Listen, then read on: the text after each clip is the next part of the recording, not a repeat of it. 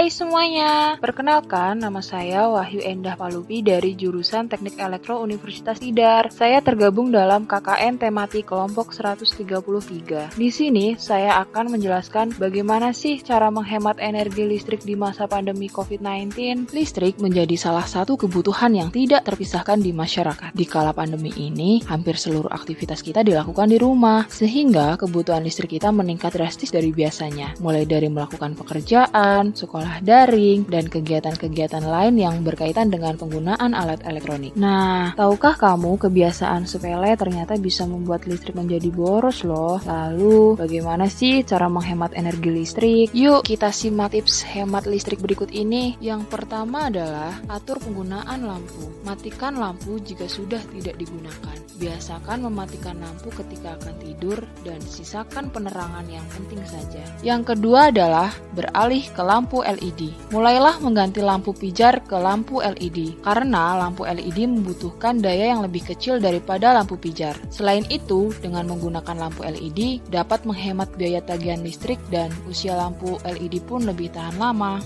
Lalu gunakan alat elektronik yang hemat listrik. Pilihlah perangkat elektronik yang hemat energi dan gunakanlah sesuai dengan kebutuhan.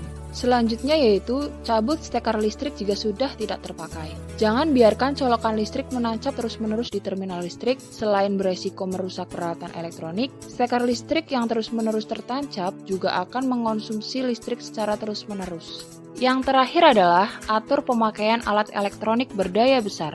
Kurangi penggunaan alat elektronik yang tidak terlalu penting secara berlebihan, jadwalkan penggunaan mesin cuci dan setrika, cabut steker dispenser, serta efisienkan penggunaan AC. Lalu, mengapa kita harus menghemat listrik? Ya karena kita harus menjaga atmosfer bumi agar tidak rusak.